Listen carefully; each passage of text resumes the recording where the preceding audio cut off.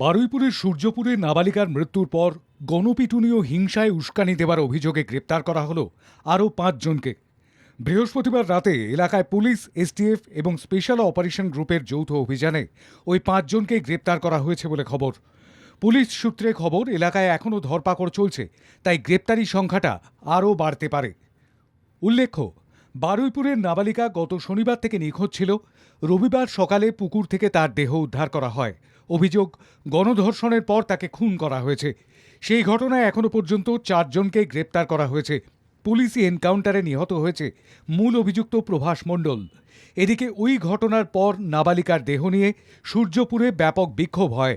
এক যুবককে সন্দেহের বশে পিটিয়ে মেরে ফেলে উত্তেজিত জনতা। মুখ্যমন্ত্রী শুভেন্দু অধিকারী বারুইপুরে গিয়ে জানান, গণপিটুনিতে যার মৃত্যু হয়েছে তিনি নির্দোষ ছিলেন বলে জানিয়েছে পুলিশ। দোষীদের কঠোর শাস্তির আশ্বাসও দিয়েছিলেন মুখ্যমন্ত্রী। একই সঙ্গে এই গণপিটুনির ঘটনার পিছনে সাম্প্রদায়িক উস্কানি থাকতে পারে বলেও ইঙ্গিত দিয়েছিলেন শুভেন্দু অধিকারী। তারপরে ওই হিংসার উস্কানির ঘটনায় ব্যাপক ধরপাকড় শুরু করে পুলিশ। প্রথম দিনেই ধরা পড়ে ১৮ জন। বৃহস্পতিবার সকালে আরও ১২ জন ধরা পড়ে। পুলিশ সূত্রের খবর, আরও ৫ জন ধরা পড়েছে বৃহস্পতিবার রাতে। তাদের হেফাজতে নিয়ে জিজ্ঞাসাবাদ করছে পুলিশ। এদিকে গণপিটুনির ঘটনাতেও চলছে জিজ্ঞাসাবাদ।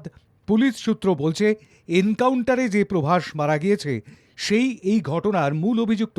মূলত তার বিকৃতকাম মানসিকতার জন্যই নাবালিকাকে নৃশংসতার শিকার হতে হয়েছে।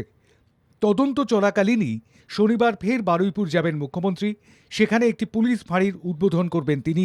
সেই ফাঁড়িটি তৈরির কাজও জোর কদমে চলছে বলে জানা গিয়েছে। অন্যদিকে বারুইপুর কাণ্ডে দাঙ্গায় প্ররোচনার অভিযোগে এফআইআর দায়ের হতেই কলকাতা হাইকোর্টের দ্বারস্থ হয়েছেন সিপিআইএম নেতা লাহেক আলী। এফআইআর খারিজ করার আর্জিতে আদালতের দৃষ্টি আকর্ষণ করেন তিনি। বিচারপতি সৌগত ভট্টাচার্যের এজলাসে মামলা দায়েরের অনুমতি দেয় হাইকোর্ট। বারুইপুরে গিয়ে শুভেন্দু অধিকারীর হুঁশিয়ারির পর গত ৭ই জুলাই সন্ধ্যায় সুজন চক্রবর্তী সহ ৪ সিপিআইএম নেতার বিরুদ্ধে থানায় লিখিত অভিযোগ দায়ের করে বিজেপি। আর তারপরেই গ্রেপ্তারির আশঙ্কায় হাইকোর্টে মামলা করলেন সিপিআইএম নেতা লাহেক আলী। পাশাপাশি বৃহস্পতিবার অভিনেত্রী শ্রীলেখা মিত্র, ইউটিউবার অনুভব মাইতির বিরুদ্ধেও উস্কানি ছড়ানোর অভিযোগে এফআইআর দায়ের করেছেন বিজেপি নেতা সুশোভন রায়। ব্যুরো রিপোর্ট, বাংলা জাগো।